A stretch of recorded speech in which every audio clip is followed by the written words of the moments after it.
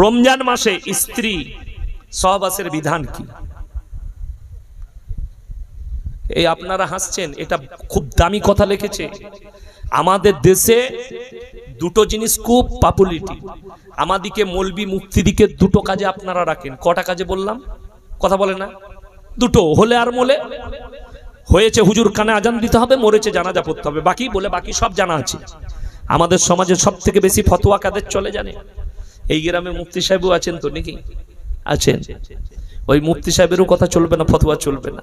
সব থেকে বেশি ফতোয়া চলে হাদিসুন নিসা, মেয়েদের হাদিস, মেয়েদের ফতোয়া চলে। চলে না? চলে না? হ্যাঁ, এক সপ্তাহ আগে একটা ছেলে আমাকে ফোন করে বলছে, হুজুর আমাদের পাড়ার একটা মেয়ে বলেছে আমাবস্যার রাতে কি বিয়ে করতে না, এমন মোটেই করিস না বে, কালো ছেলে হবে। কি বলবো তাকে? তাছাড়া উত্তর আছে আমার কাছে, আল্লাহর কাছে সব দিনটাই সমান। জোরে বলুন সুবহানাল্লাহ। আমাবস্যার পূর্ণিমা নাই। কি বুঝলেন? এগুলো হচ্ছে মেয়েদের হাদিস। এই হাদিসগুলো যে মেয়েরা বলে এরা কঠিন মার খাবে, কুসংস্কার, শরীয়ত মন্ত্র বিধানের একদম গলত কাজ, গলত কথা। রমজান মাসে অনেক মেয়েরা ভাবে থুপ গিলতে নাই, ভাবে না? ভাবে না? দেখবেন অনেক মেয়েরা থুপ ফেলে, খালি থুপ ফেলেই যাচ্ছে। শেষকালে গলা শুকিয়ে গেল, আর পাচ্ছি না, দে পানি খাইলে। কিন্তু সে কোনো মৌলবীকে জিজ্ঞেস করেনি, কোনো ইমামকে জিজ্ঞেস করেনি। তোমার জিজ্ঞেস করা, স্টাডি করা দরকার ছিল। থুপ রমজান মাসে আমরা যেমন স্বাভাবিক ফেলি, স্বাভাবিক ফেলবো, স্বাভাবিক গিলি ভেতরে যাই, ওই রকম ভাবেই যাবে। কেউ অতিরিক্ত থুপ ফেলবেন না। আবার যদি গয়ের আছে সেটাকে গিলবেন না, ফেলে দিবেন। কাশি হলো, গয়ের এলো, সেটা ফেলে দিবেন। থুপ স্বাভাবিক, আমরা যেমন থুপ ফেলি, কিছু মুখে লাগলে বুঝতে পারলে ফেলে দিই, স্বাভাবিক থুপ যাই, ওটাই যাবে, কোনো অসুবিধা নেই, রোজাতে ভঙ্গ হয় না। দ্বিতীয় নম্বর, অনেক মেয়েরা ফতোয়া দেয় রমজান মাসে স্বামী স্ত্রী পাশাপাশি শুতে নাই, দিয়ে সই না আমাদের পাশে, তাই না? আর এরাও মনে করে আমার বউয়ের মতো জাননেওয়ালা কেউ নাই বে, আমার বউ দারুণ জানে, তোর বউ কেলানি খাবে কবরে। কিছুই জানেনি। স্বামী স্ত্রী যদি এই কথাটা বলে রমজান মাসে স্বামী স্ত্রী পাশাপাশি শুতে নেই, এটার থেকে অবৈধ কথা আর কিছু নেই। স্বামী স্ত্রী রোজা অবস্থায় সঙ্গম সহবাস করা হারাম, চলবে না। রোজা অবস্থায় করা চলবে না, রোজা ভেঙে যাবে। কথাটা বুঝতে পেরেছেন না? পারেননি? কি অবস্থায় বললাম? রোজা রাখা অবস্থায়, সাহরির পর থেকে ইফতারি পর্যন্ত। ইফতারি করার পরে তারাবি নামাজ পড়ে যখন খানা খেয়ে শুবেন, যদি কেউ স্ত্রী মিলন করার ইচ্ছা জাগে অবশ্যই করতে পারে। সাহরির আগে তারা গোসল করে পবিত্র হয়ে যাবে স্বামী স্ত্রী, কোনো অসুবিধা নাই। বুঝলেন? অনেকজন বলেন না বাবা, কি বলেন? অনেক মেয়েরা বলে চুমু খেতে নাই, আর আমি বলছি অবশ্যই চুমু খাবেন, কোনো দোষের নাই। চুমু খেলে রোজা ভাঙে না? চুমু খেলে রোজা ভাঙে? চুমু খেলে যদি রোজা ভাঙতো, বিটির গালে চুমু খেলে রোজা ভাঙবে না? কথা বলে শুনেন, স্ত্রীকে মহব্বতের চুম্বন যদি দেন, চুম্বনটার দ্বারা আপনার বীর্যপাত হবে না। হয় চুম্বন মহব্বতের, কোনো অসুবিধা নাই। যেটা শর্ত হচ্ছেন স্ত্রীর সঙ্গে মিলন করা। কপালে চুম্বন খান, গালে চুম্বন খান, ঠোঁটে চুম্বন খান, অসুবিধা নাই, রোজা ভাঙবে না। স্ত্রী মিলন সাহরির পরে, সাহরি খাওয়ার পরে কখনো এই ধরনের পাপ কাজে লিপ্ত হবেন না, রোজা ভেঙে যাবে, তার রোজা হবে না। এবং অনেক পুরুষ মানুষ আমরা রোজার মাসে রোজা রেখেছেন, জোহরের পরে কিংবা ফজরের নামাজ পড়ে ঘুমিয়েছেন। ঘুমাই না? ঘুমাই না, আমরা ঘুমাই রোজা রেখে। যদি কারো স্বপ্ন দোষ হয়, আপনি ফরজ গোসল করবেন, খালি কি কুল্লি করবেন, গড়গড়া করা লাগবে না। কুল্লি করবেন, নাকে অল্প পানি পৌঁছাবেন যেন ওপর দিয়ে চলে না যায়। একজন ফোন করে বলছে, হুজুর আমি না গোসল করতে গিয়ে নাকের নরম গোস্ত পর্যন্ত পৌঁছে আমার মাথায় পানি উঠে যায়। মানে ভাই তোকে টেনে মাথায় কা তুলতে বললো বে? ও টেনে মাথায় তুলছে, মাথা পর্যন্ত না পাক হয়েছে তো? কোন মৌলবি বলেনি মাথা পর্যন্ত টেনে তুলবেন না, নাকের নরম গোস্ত পর্যন্ত পানি পৌঁছাবে, পানি বেরিয়ে যাবে। আর পুরো বদন আপনি গোসল, শুনে নেন, পরে গোসল করলেন, আপনি ফরজ গোসল করলেন কিংবা এমনি গোসল করলেন। আমরা জোহরের আগে গোসল করি না? করি না? অনেকে গোসল করি। ওই গোসল করার সময় আপনি যদি মাথা মাসা করে নিলেন, আপনার উজু হয়ে গেল। গড়গড়া করে নিলেন, নাকে পানি দিলেন, আপনার উজু হয়ে গেল। গোসল করলে আপনার আর দ্বিতীয়বার উজু করা লাগবে না। জোরে বলুন সুবহানাল্লাহ। অনেক মায়েরা অনেক পুরুষরা গোসলখানায় গোসল করে, শুনেলেন আমাদের কয়েকটা রোগ এবং সব থেকে বেশি মেয়ে এবং ছেলে জাহান্নামে যাবে, কবরের আযাব সব থেকে বেশি হয় তাদের যারা নিজেদের ইস্তানজায় সাবধানতা অবলম্বন করে না। যখন প্রস্রাব করতে যাবেন খুব সাবধান, আপনি যেন নাপাক না হয়ে যান, ছিটিয়ে যেন গায়ে না লাগে। ওই জন্য গোসলখানায় কেউ প্রস্রাব করবেন না, তাতে মেয়ে হোক কিংবা ছেলে হোক। অনেকজন গোসল করার সময় সালা ওইখানে দাঁড়িয়ে পানি ঢালতে ওইখানে দাঁড়িয়ে চালাচ্ছে, ঠিক কিনা কথা বলেন? এর থেকে বড় পাপ কাজ কিছু নেই। আপনার যদি প্রস্রাব লাগে আগে প্রস্রাবখানায় ঢুকে প্রস্রাব করলেন, তারপরে গোসল করবেন। গোসলখানায় কেউ প্রস্রাব করবেন না। এক নম্বরই এটার জন্য কবরের আযাব হবে, তার আযাব থেকে রেহাই পাবে না। দ্বিতীয় নম্বর, আল্লাহ তাদের ব্রেনকে কমজোর করে দেয় যারা গোসলখানায় প্রস্রাব করে, দিমাগ কমজোর হয়। ওই জন্য বাচ্চা যদি গোসল করান তাকে বাচ্চাকে আগে প্রস্রাবখানায় প্রস্রাব করিয়ে তারপরে গোসলের অভ্যাস করুন। আর রমজান মাসে এটা কি গুরুত্ব সম্পর্কে দেখুন, আমি বলি শবে বরাত আমাদের কাছ থেকে গেছে, শবে বরাতে রোজা রাখলে প্রচুর নেকি, ঠিক কিনা কথা বলেন? কিন্তু কেউ যদি রাখতে না পারে গুনাহ আছে, কথা বলে না, কথা বলে না, কোন রকমের পাপ নাই কেউ যদি রোজা রাখতে না পারে। শবে বরাতের যারা নামাজ পড়েছেন অনেক নেকি, কিন্তু কেউ যদি রাখতে না পারে, নামাজ পড়তে না পারে, কোনো পাপ নাই, নফল ইবাদত। কিন্তু রমজানুল মুবারকের মাসে নিজে থেকে বিনা কারণে যদি কেউ একটা রোজা না রাখে, রোজা ছেড়ে দেয়, সারা জিন্দেগি রোজা রাখলে একটা রোজার মাসুল দিতে পারবেন না। রমজানের রোজা কি নফল না ফরজ? ফরজ। আর ফরজ ইবাদতকে যদি কেউ ছেড়ে দেয় পাপ আছে না নেই?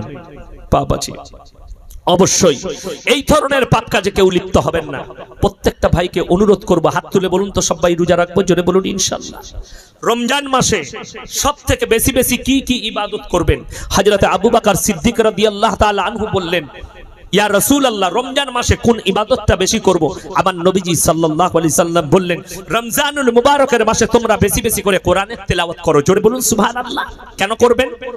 যদি এখন অন্যান্য মাসে যারা কোরআন তেলাওয়াত করবে, হাদিসে আর ফজিলত আছে, এক একটা হুরুফে 10টা করে নেকি পাওয়া যায়। জোরে বলুন একবার সুবহানাল্লাহ।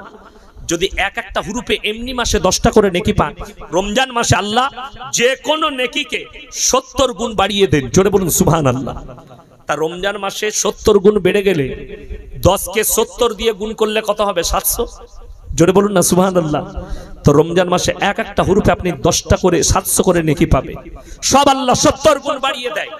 আপনার দান, আপনার খয়রাত, আপনার যাকাত, আপনার ইফতারি খাওয়ানো সব আল্লাহ 70 গুণ বাড়িয়ে দিবেন প্রত্যেকটা নেকি রমজান মাসে।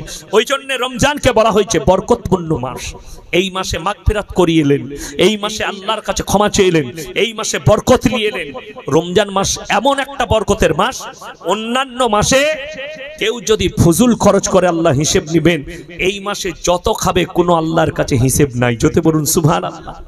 শুনেলেন বরকত বুঝতে পারবেন একটা কারণ, রমজান মাসে দেখবেন কিছু হোক আর না হোক, আমরা না চাইলেও আমাদের দস্তরখানে কতগুলো ইফতারি জোগাড় হয়। কথা বলে, আমার গত বছরের রমজানে আমার মাদ্রাসায় প্রতি বছর ছেলে থাকে, এতিম মিসকিন ছেলেদিকে রাখি, যাদের বাবা মা নাই, কেউ নেই।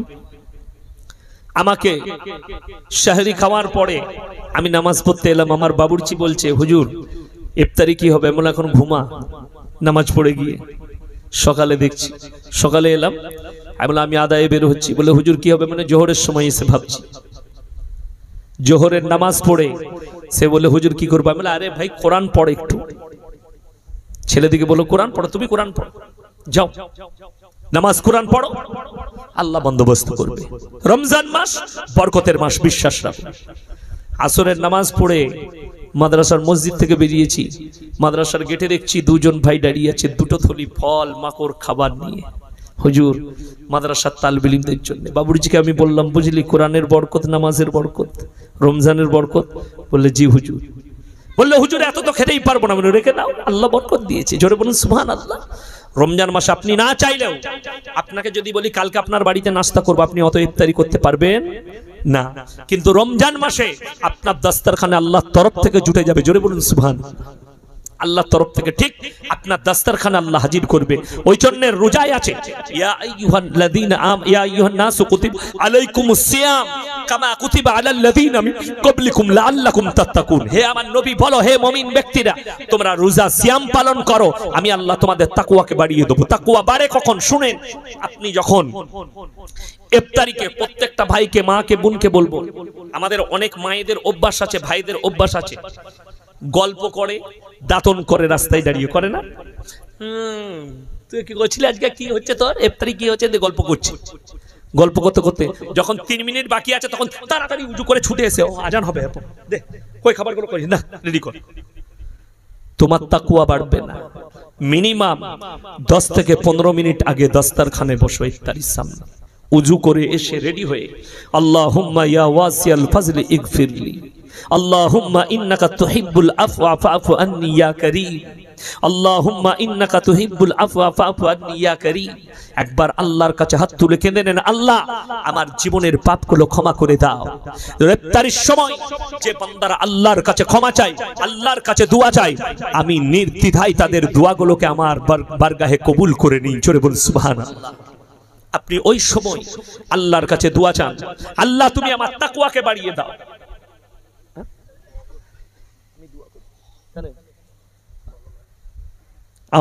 আমাকে দিয়ে দোয়া করাবেন কেন? আচ্ছা নিয়ে আসুন, বক্তা নিয়ে আসুন আমার ভাই। আল্লাহ রাব্বুল আলামিন ওই জন্য সবাই রমজানের রোজা রাখবো, জোরে বলুন ইনশাআল্লাহ। ইফতারির 15-20 মিনিট আগে বাংলাদেশের কণ্ঠশিল্পী আশরাফ কিছু বলবেন বলে দিয়েছি। আমার ভাই সবাইকে বলবো অনুরোধ করে, আর রমজান মাসে একটা ভাই মা বোন কেউ তাহাজ্জুদ ছাড়বেন না, জোরে বলুন ইনশাআল্লাহ। আমাদের দেশে একটা খুব ভুল ব্যাখ্যা চলে, 24 পরগনার আপনার গ্রামের মুফতি সাহেবরা আছে, আপনি যদি প্রমাণ করাতে পারেন কোন মুফতি, আমি আবার আসবো 24 পরগনায়, ডাকলেই চলে আসবো, কথাটা শুনেলেন। আমাদের দেশে 27 রমজান শবে কদর পালন হয়, ঠিক কিনা কথা বলেন? আমি প্রত্যেকটা ইউটিউবার ভাইকে বলবো এটা খুব তাড়াতাড়ি কেটে ছাড়বে, যেন দেশ বিদেশের লোক এই কথাটা জানতে পারে। আমাদের দেশের লোক, আমার এলাকাও রেহাই নাই, আমি বাস্তব কথা বলছি, আমার গ্রামের কথা বলছি, সেখানেও পালিত হয়। গোটা দেশে 27 রমজানকে শবে কদর ভাবা হয়, ঠিক কিনা কথা বলেন? কিন্তু এটা যারা 27 রমজানটা শবে কদর ভাববে এটা বেদাত, আমি বলে যাচ্ছি। তা না হলে কোন মৌলবি যদি প্রমাণ করাতে পারে 27 রমজানটাই শবে কদর, আমি তার আভারী থাকবো, শুকর আদায় করব। আমি যে কোনো স্টেজে নিজের ভুলটাকে উইথড্র করে নেব, আমাকে খালি প্রমাণ দিতে হবে এই রাত্রিটা। আমার ভাই ওই জন্য প্রত্যেকটা ভাই নিয়ত করলেন আজ থেকে কেউ 27 কে শবে কদর ভাববো না, জোরে বলুন ইনশাআল্লাহ। কেন ভাববেন না বলে দিই, একটা কথা বলেনি, আমি ভাইয়ের কাছে ইজাজত নিলাম, যদিও বক্তাকে বসিয়ে রেখে কথা বলা বিয়াদবি, আমি খালি একটা কথা বলে নেব। আল্লাহর নবীকে সাহাবীরা বললেন, ইয়া রাসূলুল্লাহ, আগেকার মানুষ 1200 বছর 1300 বছর বাঁচত, আমাদের ইবাদত তাদের সমতুল্য কি করে হবে? আল্লাহর হাবিব সঙ্গে সঙ্গে আল্লাহ তাআলা আয়াত পাঠালেন, ইন্না আনজালনাহু ফি লাইলাতুল কদর ওয়া মা আদরাকা মা লাইলাতুল কদর, লাইলাতুল কদরি খায়রুম মিন আলফি শাহর। আমি এমন একটি রাত্রি দান করেছি যে রাত্রি ইবাদত করলে 1000 মাস অপেক্ষা বেশি নেকি পাওয়া যাবে, জোরে বলুন সুবহানাল্লাহ। সেই রাত্রিটাকে মুহাদ্দিসিন আর মুফাসসিরিনরা বলেছেন, কেউ বলেছেন পুরো বছরের মধ্যে আল্লাহ লুকিয়েছেন, কেউ বলেছেন বেশিরভাগ মতামত দিয়েছেন রমজানুল মুবারকের মাসে লুকিয়েছেন, অর্থাৎ আর কেউ মত দিয়েছেন তোমরা বিজোর রাত্রিগুলোতে খোঁজ করো, অর্থাৎ আপনার 3, 2, 1, 3, 5, 7, 9 এরকম করে বিজোর রাত্রিগুলোই তোমরা। ওই জন্য রমজান মাসে 30টা দিন সকলে তাহাজ্জুদ পড়বো। যারা 30 দিন তাহাজ্জুদের নামাজ পড়বে আল্লাহ তাদের তকদিরে শবে কদর লিখে দিবেন, জোরে বলুন সুবহানাল্লাহ। আল্লাহ তাআলা আমাদের সকলকে কবুল করুক, আজকের রাত্রিকে কবুল করুক, আজকের জলসাকে আল্লাহ কবুল করে নেক, আমাদের সকলের জানে মালে ইজ্জতে বরকত দেখ, আমাদের প্রত্যেকটা ভাই মা বোন সকলকে আল্লাহ তাআলা মুমিন মুমিনা করে দেখ, ইমানের হালতে রাখুক। হায়াত বাকি তো মুলাকাত বাকি, আপনারা আমার জন্য দোয়া করবেন, আমি আপনাদের জন্য দোয়া করি। ওয়া মা আলাইনা ইল্লাল বালাগ। আসসালামু আলাইকুম ওয়া রাহমাতুল্লাহি ওয়া বারাকাতুহু। তোমার মাইকটা নিয়ে এসো।